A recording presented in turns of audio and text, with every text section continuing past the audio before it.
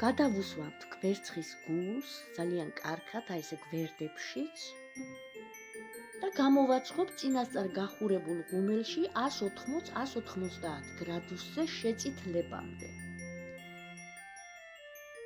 გამოდის სასწაული ღვეზელები, საოცრად არომატული და ფაფუკი, შობა ახალწელმა როგორ უნდა ჩაიაროს ამ ღვეზელების გარეშე. მოდით დავჭრათ და დავაგემოვნოთ. ძუმი არის ძალიან ფაფუკი და სასწაული, ძალიან გემრიელი. მეგობრებო, აუცილებლად გამოაცხეთ და გააბედნიერეთ თქვენი ახლობლები.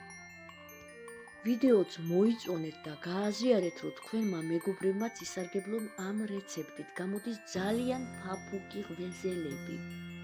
შეკითხვებზე დაგვიკომენტარეთ, მოგწერეთ თქვენი